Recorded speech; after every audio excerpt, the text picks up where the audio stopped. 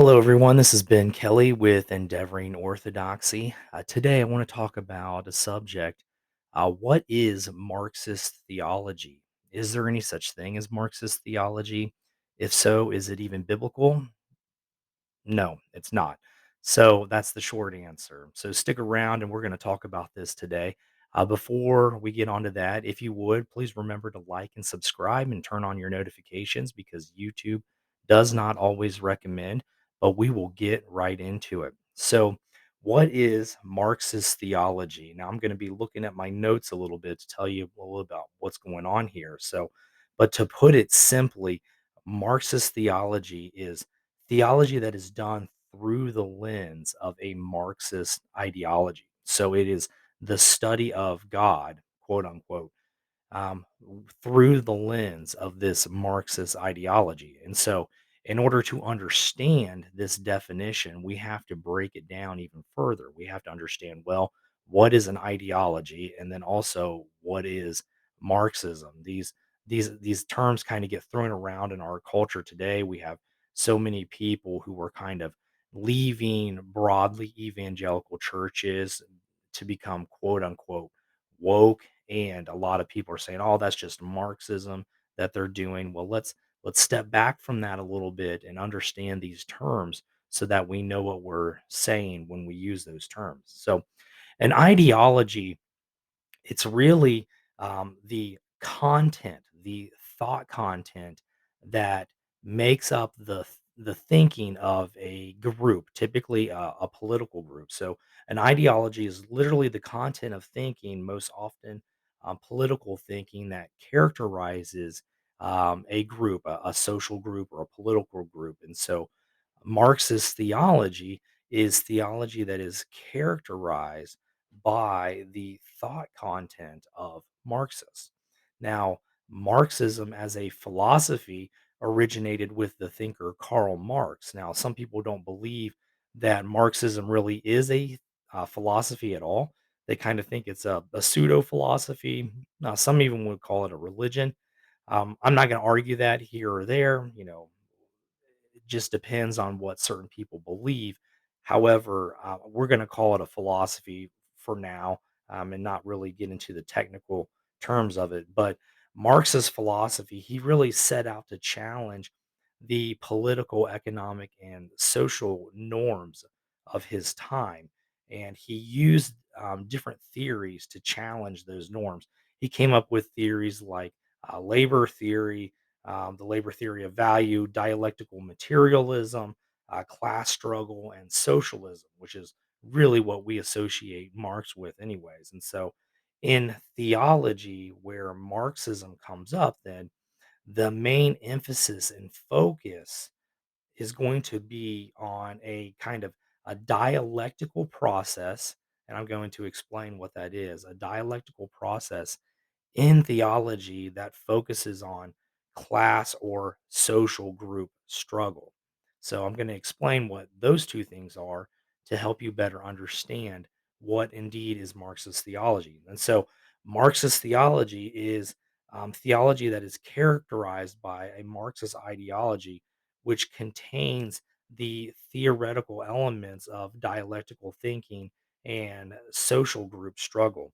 Now, since we're defining Marxist theology, I have to define these two elements of the Marxist theory, mainly dialectical thinking and social group struggle.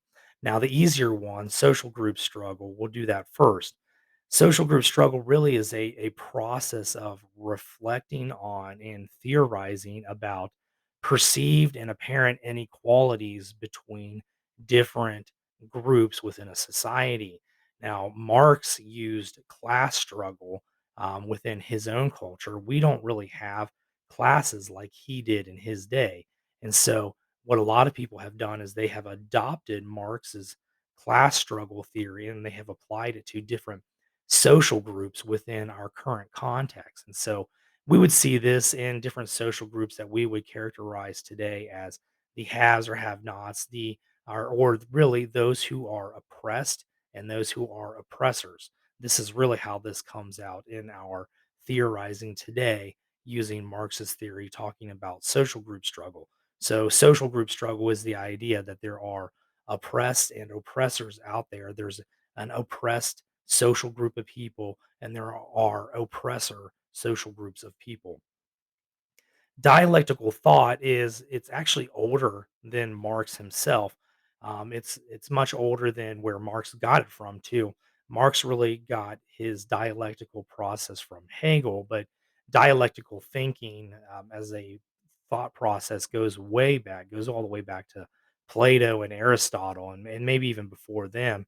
I really don't know, but I know at least it goes back to Plato and Aristotle. But Marx really got his dialectical process from a philosopher named Hegel. And Hegel used this dialectical process where he would have one thing and he would compare it to its exact opposite. He would bring those together and form a new thing. And Hegel used this as kind of like a philosophy of history, that you have what you would call a thesis, and then you have a antithesis. You would bring them together and they would form a synthesis or a more idealized um, type of history. And you would continue that process over and over again until you get to the final ideal history at the end of his idealistic process. And so Marx took this idea and he applied it to class struggle. He said you have the haves and you have the have-nots, and you would bring them together, and eventually you would form a synthesis of a classless society that would go on, and it would bring about his ideal history. And so that's what Marx is using when he uses the dialectic. It's He called it dialectical materialism. And so these are the two main theories that people will pick up on when they use Marxism and they apply it to theology. They will use dialectical thinking, and they will also use social group struggle to try to use these to create a theology. So, Marxist theology really is a theology that seeks to use dialectical reasoning around issues of social group struggle in order to reflect on or theorize on and put into practice those things which will alleviate social group struggle. So, we can see how those elements come in through the Marxist ideology, and they place themselves into theology. Now, what I need to say right away is that there is no outright Marxist theology. You can't easily go into a bookstore or go online and just buy a book that says Marxist theology. Karl Marx himself never wrote theology. Marx never really believed in God or anything like that. And however, there are theologies that highly integrate and use this Marxist ideology. And I take that to mean to what most people mean to be what most people mean when they say Marxist theology. And so one of these cases is what we would call liberation theology. Now, for those of you who don't know, I will explain what liberation theology is. But however, I want to put this out there just to be fair. There is some debate about the relationship between theologies of liberation and the ideology of Marxism. For example, Roger Olson, who is really kind of one of the most renowned evangelical scholars of modern theology, he's really well known to understand theology within the 20th century, probably better than anyone out there in the evangelical world. Roger Olson, in his book, The Journey of Modern Theology, he dismisses the idea that liberation theology is ultimately rooted in Marxism. However, on the other side of that, you have a scholar by the name of Christopher Rowland, who is an Oxford theologian and is actually considered one of the leading experts in liberation theology today. He actually sees great similarities between liberation theology and Marxism. And so, what can't be denied is that liberation theology does have a use of dialectical reasoning, and it is concerned with social group struggle. And that's why I personally see it as a Marxist theology. And so there's there is absolutely a connection and an influence from Marxism in the theologies of liberation. And so while Marxism it may not be the great originator of this theology, I believe the burden of proof lies on those theologians who claim that liberation theology is ultimately not rooted in Marxism because there are such great similarities. And we see these elements that I've already given you, they are used within liberation theology. And so, what I need to do is I need to tell you what exactly liberation theology is. And so, there were mainly three types of liberation theology, and I say these theologies came about in the later half of the 20th century.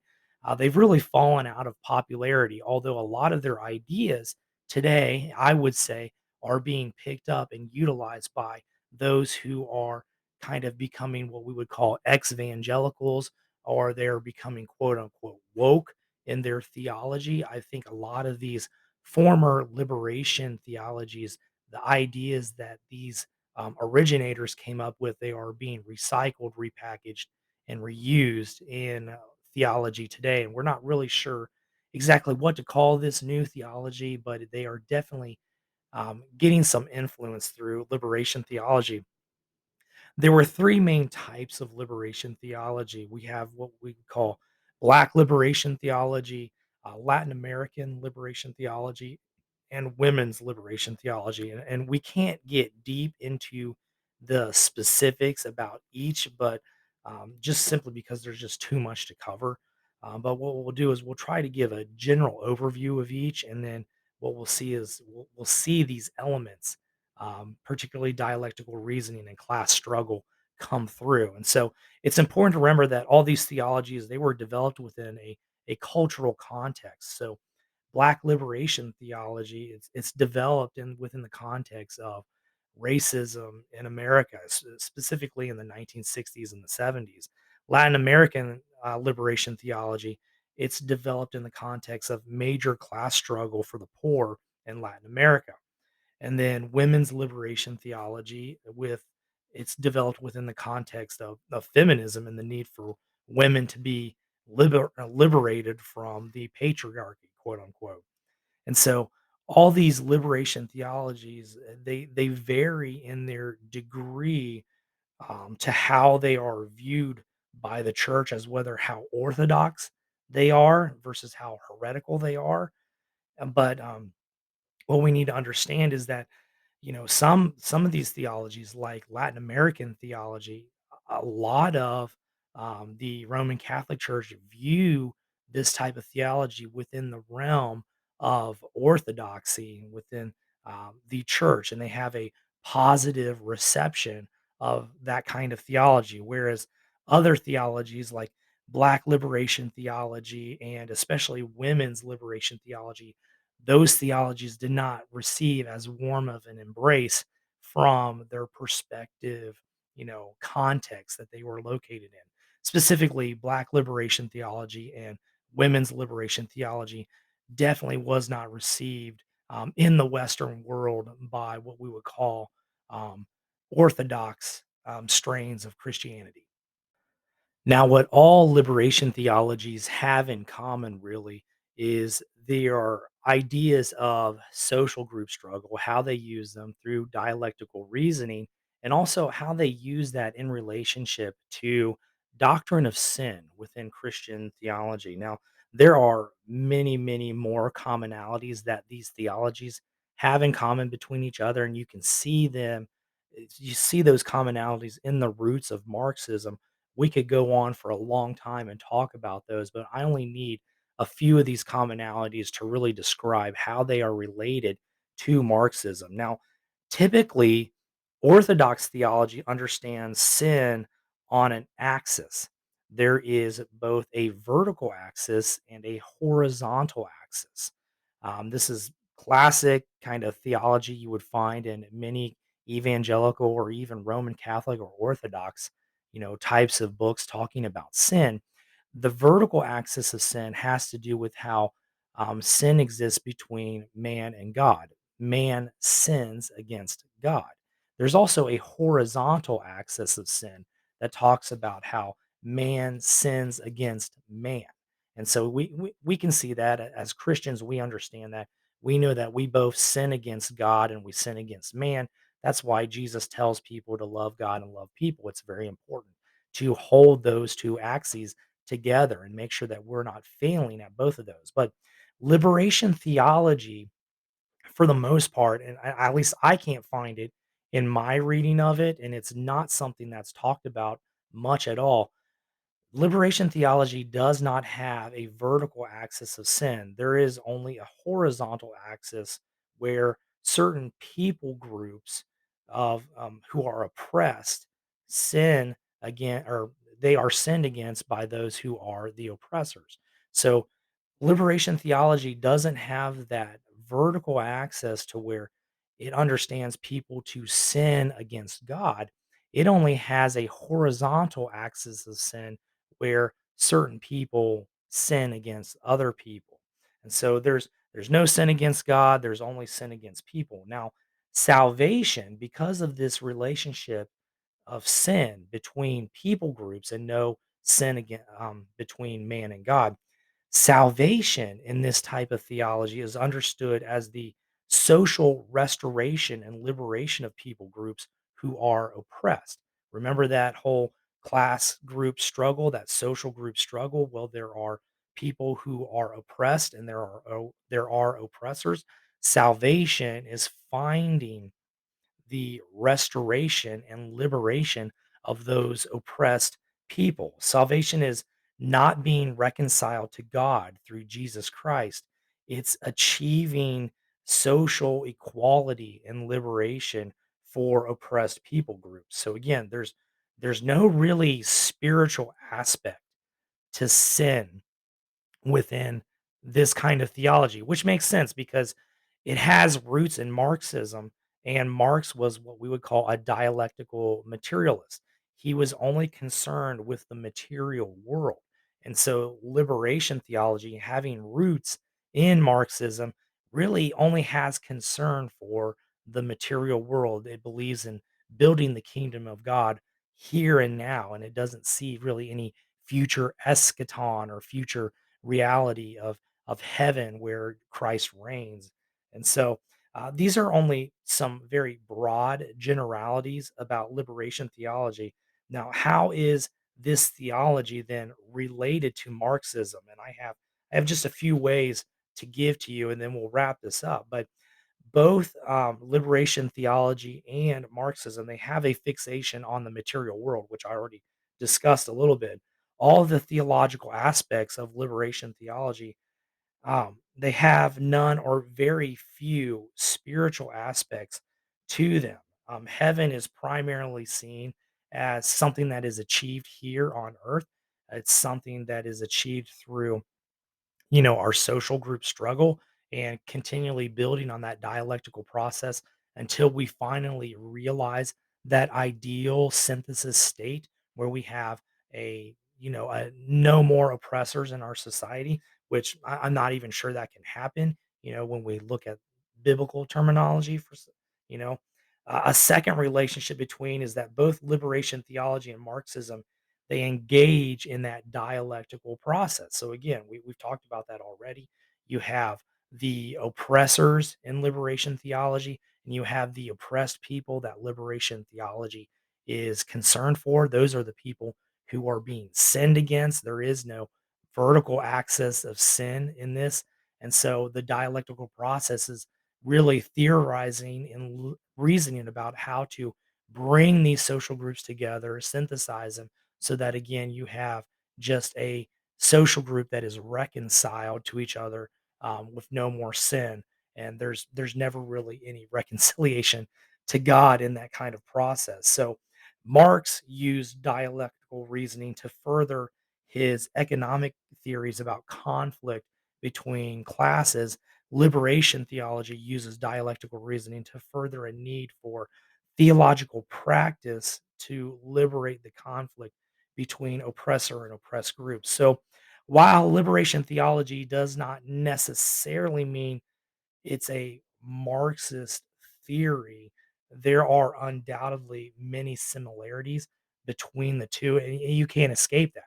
There is undoubtedly that dialectical reasoning process. There is undoubtedly that social group struggle process in there, and so this is really why people say theories like or theologies like liberation theology are Marxist theologies. They have these relationships to the kind of theorizing in the root practices of Marxism.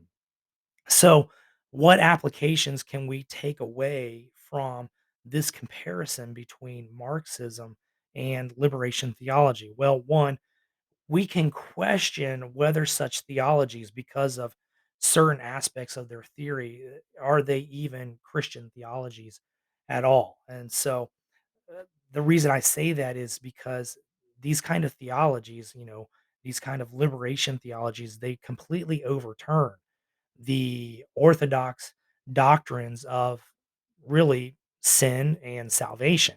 They have a completely different view of what human sin is because they only see human sin as existing between different social groups. And they have a completely different conception of what salvation is. Salvation is not being reconciled to God, it's being reconciled in these social groups.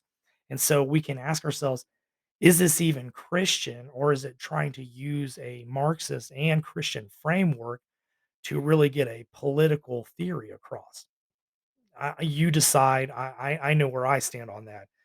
We can also see movements within the church today that focus on social restoration through a similar process of dialectical reasoning, comparing oppressors and oppressed groups. And so we're seeing a lot of people today use these type of elements to kind of walk away from the church, and we have to ask ourselves, well, is that theology even Christian or not? These people are consciously walking away from the church, and I believe their thinking has its genesis both in this Marxist ideology and also the liberation theology that we saw originate in really in the middle of the 20th century. And then lastly, for application, we should also know that these associations, they are only really the tip of the iceberg when we come to comparing liberation theology and Marxist theory. There are more similarities and relationships between Marxism and liberation theology.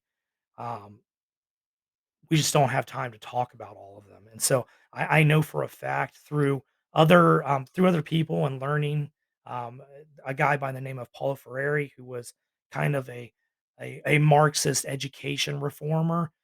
He has his roots. He states in his books that he has kind of his roots of thinking within liberation theology. He's an out and out Marxist, but he says he really understands his Marxism through liberation theology. So, more of these similarities, these commonalities, these relationships, they exist between Marxism and liberation theology.